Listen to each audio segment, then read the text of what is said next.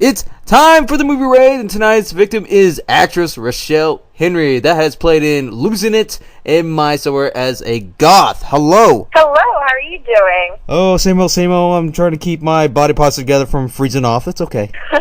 What have we been up to so far? So I've been working on a few projects that I can't say anything about right now, but also I've been working on some of my own projects that I am directing, producing, writing, re-editing some of my projects. Also, I'm auditioning, and I have multiple films in the festival circuit and multiple films that have gotten onto streaming platforms. So promoting those has been really fun. I'm actually going to Santa Fe on the 16th to go and promote my Summer as a Goth. It is premiering at the Santa Fe Film Festival. So me and a few other cast members and our director, we're going to be going there and promoting this really special coming-of-age feature film to everyone. Very nice, very nice. Now, are you doing pretty much all this yourself? I mean, do you actually have some, a big network of people that are actually helping you here? Or are you pretty much going on your own and trying to finance it yourself and getting all this out there? Well, I'm very fortunate that my family is extremely supportive. I wouldn't be able to do anything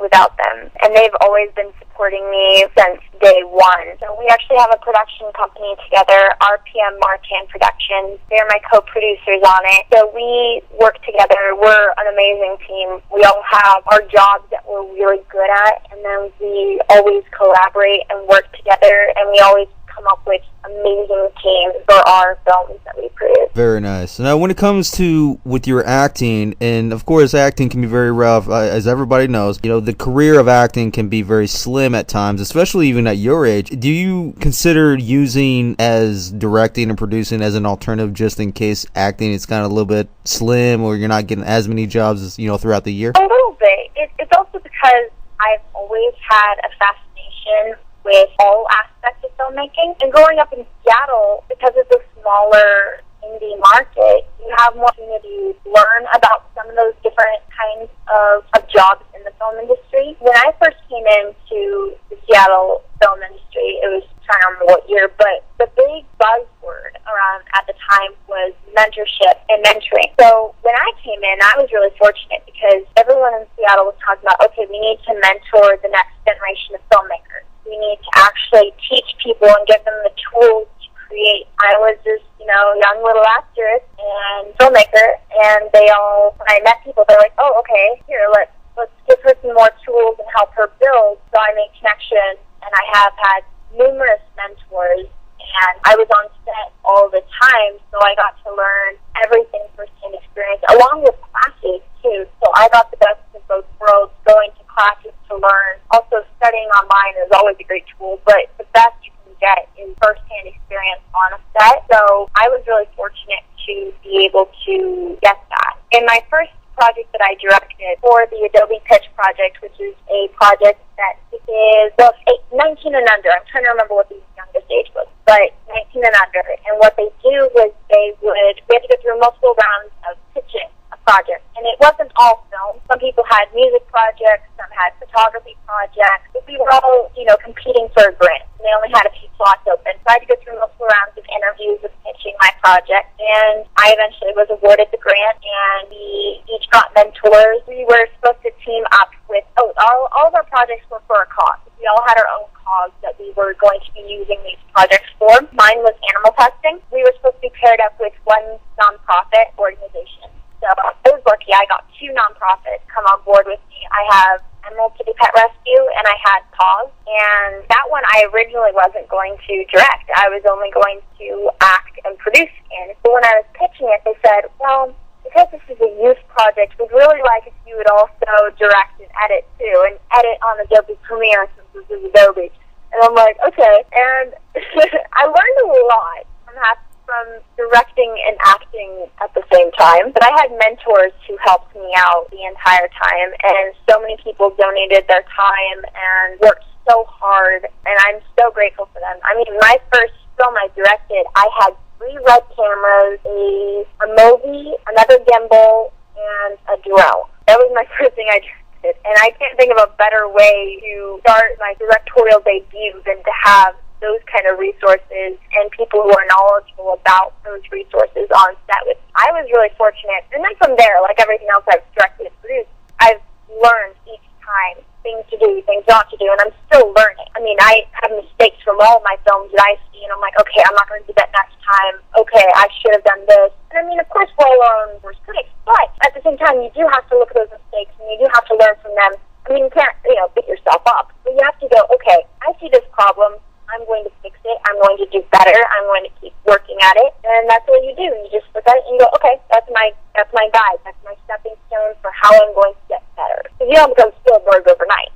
Yeah, everybody makes mistakes like that. Even the big leaguers make mistakes because it may not be a directorial mess up entirely, but like let's say they mishap a critical error in a storyline that they wanted to do, but they didn't get the exact history correct in the film or whatever, and so there's your one mistake there. But when it comes to the directing and between the acting, it's actually good for you because you can build a relationship with all the other actors and the other crew, and because you yourself has this experience. You yourself can formulate a good relationship because they get it, you get it, and y'all can just work together and try to make this picture work right. Exactly, and I found it very helpful for acting too to have learned multiple times behind the camera, like editing, because now I know things like, okay, if you stand a little bit out of frame, you could easily get cropped out, or even simple things as if you talk too fast, really hard to cut dialogue and really hard to edit around things. So leaving a little bit of a space after each line, not a long space, but a little bit enough that an editor can easily just, cut right there and then on a movement, then cut to the next shot. I mean, there's so many little things that you can learn, how you're going to stand in an angle toward the camera. Like, there's so many little things, technical things that I didn't learn in, acting, but I learned in things about directing, editing, producing that I have found so just critical for my career as an actor too.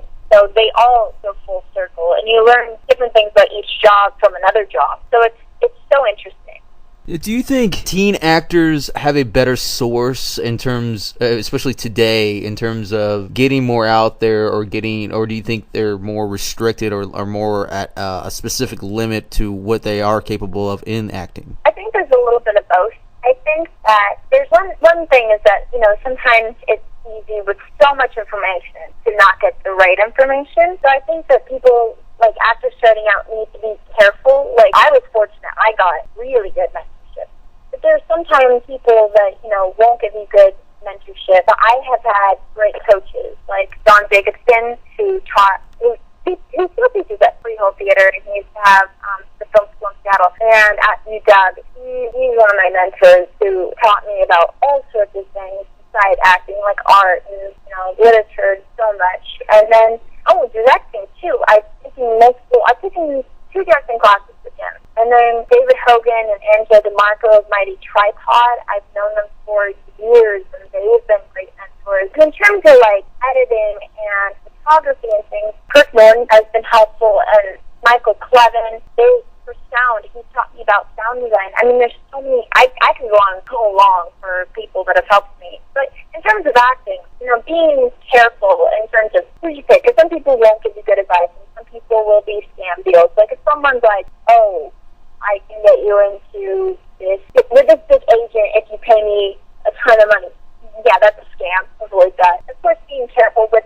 And the good thing is, there's so many resources for getting yourself out there. And casting databases, they're now open. Being able to get resources online to help you in terms of even learning how to film an audition tape. There's so much. So I think that there's a little bit of both. I think there's a little bit more challenge, and at the same time, there is some easier things about it nowadays. Well, not only that, but even parents are more out there. You know how they used to complain how having children and let's say horror films or any other films that may potentially endanger them, even if they're teenagers and so forth. But now they're more cooperative, but not just money, but also at the same time, there are parents out there, or there are other people out there that are keeping the teenager from acting because of the money, because they want the money. And not only that, the teenager, for some reason, they're not taking this opportunity to learn for themselves, like you're learning right now, instead of just doing the job and not knowing where to go from there. Yeah, it's always been what I've wanted. My family's always said, if you ever want to quit acting, tell us. And I'm like, You know, I've never once said it. There's, of course, days where things are hard, but that doesn't mean I've never wanted to quit. It's always more of, okay, I got to rethink a new strategy to how to get better on this, but it's never been an I want to quit. It's always an, okay, here's a new solution for how I'm going to start forward. And yeah, there's a lot of resources out there, and it is a tough industry, so if you don't actually want to do it, don't do it. You do have to have some tough skin in it, because there's a lot of rejection and there's a lot of challenges that come up your way. I just run toward it. It's like in Harry Potter. You run toward that wall in the train station, and then you're going to get to Hogwarts eventually. You just have to keep running really hard. Such a passion for me. I get so excited talking about films and talking about acting and just talking with other filmmakers and telling people what my job is like. I mean, I get so excited about it. It's in me. It's a part of me. See, a lot of times with these actors too, I mean, they've been doing it for so long, like that feeling, like you're feeling right now, like you're excited, you love it, you love doing this. A lot of these guys, they don't love it anymore. They, sure, they act, they do this, they do all directing and all that stuff, but they're not having fun anymore. They're just doing the same thing over and over, even if they're doing project after project. And the problem is that feeling, I think they lost that feeling, or trying to get back to that feeling. They lost their way to get back to that point to where they could, not just being a better filmmaker, but making even better films than they did in the last one. And I find that really sad. For me, I always see that there's new opportunities and there's new things to learn, and there's always something on the horizon. So if you don't get one job you were really wanting to get, it's like one door closes, another one opens. And I've cried over things I didn't get. I've had a few really big opportunities, 2 or 3 really big opportunities that I was like unavailable for. Huge projects. I was in the top handful, and I was like, I was runner-up for one thing. And, you feel like, oh man, what did I do wrong? Why didn't I get it? I really, really wanted this. How come I didn't get it? But I can cry through tears over it. Eventually have to say, okay, that task is for them. That job was meant for them. That is who got it. That does not mean that was my job. I have a different job. You might meet someone really randomly, or you might get a job that's really random, and you might think, oh, this isn't going to go anywhere, it's just another job. But no, don't ever think that, because you never know who you're going to meet and what project is going to lead to what. All of it's important. So never think, oh, this thing's little, it doesn't matter. It all matters. It all teaches you something, and it's all stepping stones, and you never know who's going to see it, or who's working on it that can help you, or what this project will do for you personally. You never know. You might meet someone now and not talk to them for a long time, and then work on a project with them again, and it's a huge deal. You never know. It's happened before, and you learn a lot from them. The relationships you build in filmmaking are really important, and I have so many relationships and so many friends I've built. I mean, it means a lot to me. I mean, there's even family too. Like, there's some people that you grow really close to in this industry, and it becomes a family. There's always something around the corner, and there's always more to do. How does the media make you react when you find a new discovery in this medium, and how do you want people to identify you in the media? That's a really good question. Like social media? Social media, the press, everybody, television, anybody that is wanting to, so to speak, discover you. Yeah, I mean, it's kind of required. Like, even on casting databases, they'll say needs to have a social media following of like 5K or more people, and and there's been rules I couldn't get because I didn't have enough social media status, so I didn't have a check mark next to my name, or that I didn't have 100,000 followers. But, keeping up with it, I mean, it's like a time-consuming job, keeping up with it and working on it, responding to people's messages about those, posts that you make or the photos you post. And, of course, like with press, like, you want to work really hard, and being a nice person, of course. Like, if you do something mean and it gets in the press, oh no. Being a nice person is number one. Being a good person is the number one thing. Working really hard and continuing to work hard at your job and caring about people in your job, and just caring about people in general.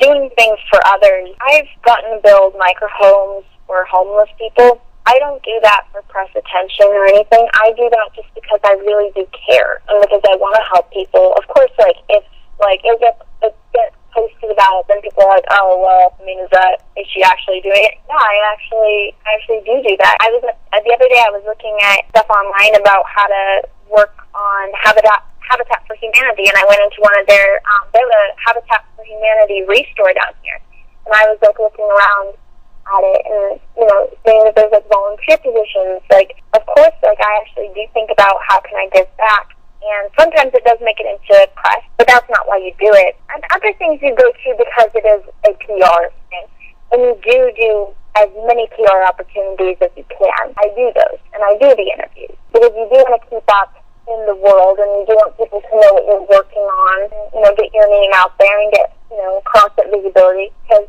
even famous actors, if they, stop being in the light for even just a second, then it gets hard to come back in. Of course, keeping up with that is really important, and it's a challenge. Keeping up with it is really time-consuming, and it's a challenge, and sometimes you may not post the right thing right then, and, you may post too much or too little. It's such a balance. You have to really just, analyze and go, okay, it's part of the job, though. It really is. And it used to not be. We're in the age of media. We're in the age of the internet. We need in social media. You need to keep up with your Instagram. It might sound weird, but you do. So I definitely think that press is valuable, and you have to do it right, but not just for attention. Don't just post something just because you feel so pretty and good about yourself, and just because you want to see how many thousands of people can how much attention you can get. No, when I do it, to just maintain, position, to keep getting an audience for work. I don't try to do it I don't sit and count how many followers that I have and, how many numbers. I mean, you can track them. I don't sit there and just obsess over it. Well, go ahead and plug in anything that you want to plug in, any websites, any release dates, anything that you are allowed to talk about, any current projects that might be coming out this year and so forth. Okay. The film Mendy got on Reverie Channel, which is, I think I saw that it was dubbed the LGBT Netflix, so that's really cool. It was on the Starbucks channel for a while. It premiered at BIFF, and it premiered at Outfest, which are all really big film festivals, and many others. So now it's available for streaming, so everyone go check that out. The few minutes I'm in, and it's all about the mixed race cultural love story that shows that love has no boundaries, the best way to put it. It's a really beautiful little film. So My Summer's a Goth, big in the festival circuit right now. It's going to be playing at Santa Fe Film Festival February 16th. I'm going to be going, so if you're in New Mexico, come join me. It'll be a blast. It'll be me, Natalie Shershow, Carter Rue Allen, and our amazing director, Tara Johnson Mettinger. So we're going to be there. It's such a cute film. It's such a sweet film. It's also going to be at the Whitby Ghost Festival, I think it's called. There's a goth music festival in Whitby, England that I really want to go to. I'm working so hard trying to go. I really, really want to go, because England's one of my number one places to go. To be premiering in 2019. We're trying to have it screen at Woodstock. It's another coming of age film. Yeah, those are the ones that you can go check out right now. Oh, and my social media handles, I am at the Rachelle Henry on Instagram. I am Rachelle M. Henry on Twitter. I am at Rachelle Henry Actress on my actor page. I have a personal one too, but that's my actor page. And my website is www.rachellehenry.com. Oh, I'm also on YouTube. Yeah, you can go and check those out too. And of course, IMDb. And there you have it, everybody. That is actress, director, producer Rachelle Henry. Thank you so much for having me. This is so much fun.